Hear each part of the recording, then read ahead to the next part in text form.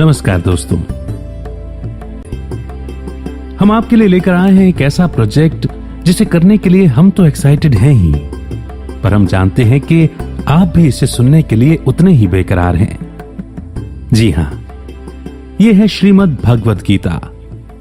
पर इससे पहले कि इसे शुरू करें, कुछ एक बातें हैं जो हम आपसे शेयर करना जरूरी समझते हैं। ये बात तो हम सभी को मालूम है कि भगवान यानी कि परमात्मा एक ही हैं, पर उन्हें न पहचानने के कारण, न जानने के कारण इस बात को मानते नहीं हैं। परमात्मा को न जान पाने के कारण भी कई हैं, जिसमें सबसे पहला तो यही है कि वो दिखाई नहीं देता। सोचिए, जब आत्मा को ही आंखों से नहीं देखा जा सकता तो परम आत्मा को कैसे देख सकते हैं? परम यानी कि सर्वोच्च, सुप्रीम, उनसे ऊंचा कोई और नहीं। वो एक रचयिता और बाकी सब उसकी रचना यानी कि क्रिएशन। जिस प्रकार एक आत्मा को अपनी बात कहने के लिए मानव का शरीर लेना पड़ता है और हम इंसान या मनुष्य कहलाते हैं, ठीक उसी प्रकार साइंस कहें या स्पिरिचुअल साइंस कहें, परम आत्मा को भी इंसान के शरीर का आधार लेना ही पड़ता है। आध्यात्म यानी आत्मा, परमात्मा और इस वर्ल्ड ड्रामा व्हील की स्टडी। धर्म यानी धारणाएं, अर्थात वो नियम जो इंसानों के लिए बनाए गए। दुनिया में लगभग 12 मुख्य धर्म हैं और सभी में ईश्वर के स्वरूप के लिए समान बातें कही गई हैं। तभी ईश्वर को सर्वज्ञ भी कहा जाता है। महाभारत युद्ध के दौरान आत्मा के धर्म अर्थात आध्यात्म के बारे में दिया गया अनमोल ज्ञान गीता कहलाया, जिसे बाद में लिपिबद्ध कर श्रीमद् भगवत पुराण के रूप में प्रस्तुत किया गया।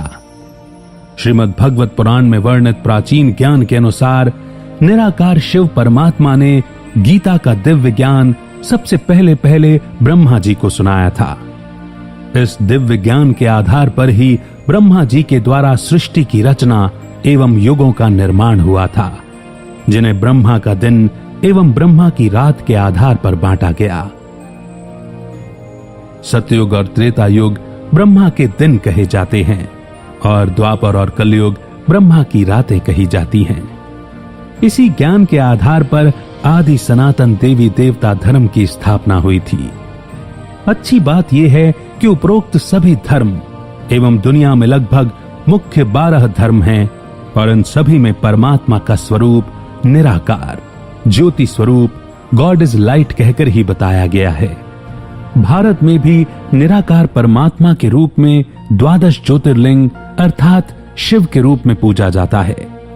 उन्हें ब्रह्मा, विष्णु, शंकर का ईश्वर होने से त्र्यंबकेश्वर कहकर भी याद किया जाता है। यहां ये सब बातें शेयर करने के पीछे भाव यही है कि किन्हीं भी नबी अथवा धर्म प्रवर्तक और संदेशवाहकों में से किसी ने भी स्वयं को ईश्वर नहीं बताया। यहां तक कि श्रीमद् भगवद गीता में भी श्री कृष्ण जी के माध्यम से भी यही कहा गया कि परमात्मा कभी जन्म नहीं लेता। वो जन्म और मृत्यु से परे यानी कि बियॉन्ड है, निराकार है, अशरीरी है। गीता के वचनों के अनुसार जो कोई भी परमात्मा को देहधारी मानता है वो परमात्मा को नहीं जानता। अर्जुन को भी उसके सत्य स्वरूप यानी आत्म भाव में टिककर प्रकाश स्वरूप परमात्मा का ध्यान करने का स्पष्ट निर्देश यानी कि क्लियर डायरेक्शन दिया गया है। फिर प्रश्न उठता है कि जब परमात्मा का स्वरूप एक है, उनके एट्रीब्यूट्स भी सेम हैं, तो फिर इतने सारे धर्म कैसे बन गए और सभी एक होकर क्यों नहीं रहते? इसका जवाब है ठीक तरह से अपने धार्मिक ग्रंथों को न समझना। जी हां, ये छोटा मुंह बड़ी बात लग सकती है, पर यही सच है। हम सभी परमात्मा को उतना ही जानते हैं जितना हम खुद को।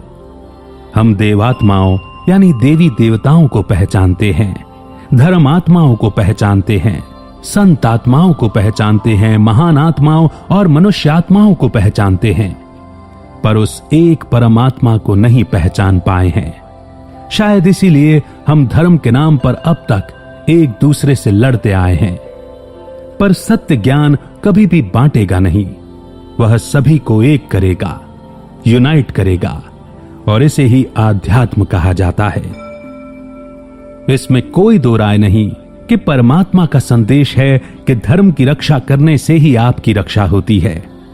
पर यह बात भी तो समझने की है कि परमात्मा तो आत्मा के धर्म यानी आध्यात्म की रक्षा करने को कहते हैं, और हर आत्मा का धर्म है शांति और पवित्रता। शरीर का धर्म तो मौत के साथ ही छूट जाता है, पर शांति और पवित्रता तो शरीर छूटने के बाद भी आत्मा को चाहिए ही होती हैं।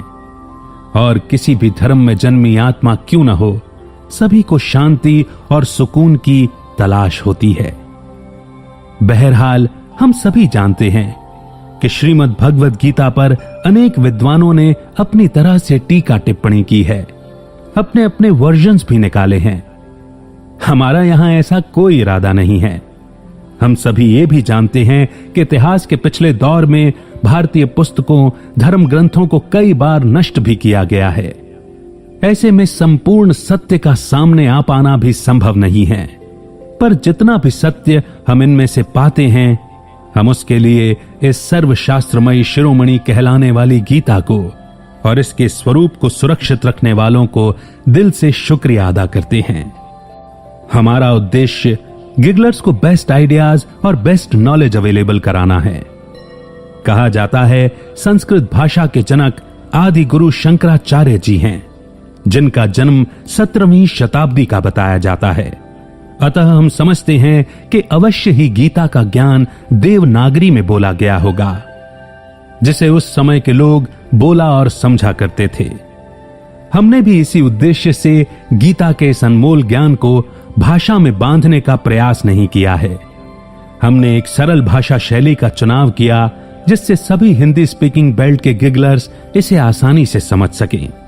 हां, एक बात और, अगर हम सच में चाहते हैं कि गीता का ज्ञान हमें समझ में आए, तो हमें खुद को अर्जुन यानी ज्ञान का अर्जन करने वाली आत्मा समझकर इन चैप्टर्स को सुनना चाहिए। कुरुक्षेत्र यानी कर्म क्षेत्र, धर्म युद्ध हमारे अपने अंदर की अच्छाई और बुराई का युद्ध, योग यानी आत्मा की परमात्मा से मिलने की विधि। आपके लिए जो श्रीमद् भगवद गीता का वर्जन हम प्रस्तुत करने जा रहे हैं, वह व्यास ऋषि द्वारा रचित है। इसीलिए हो सकता है कि हमने जो बातें सुनी और पढ़ी हों, उन्हीं बातों को इस वर्जन में अलग रूप से प्रस्तुत किया गया हो। इसीलिए हम समझते हैं कि यहां विवाद का कोई विषय नहीं होगा। इस आशा के साथ कि आप ब्रॉडर माइंडसेट के साथ श्रीमद् भगवद गीता के इन अध्यायों को सुनेंगे, आइए शुरू करते हैं श्रीमद् भगवद गीता।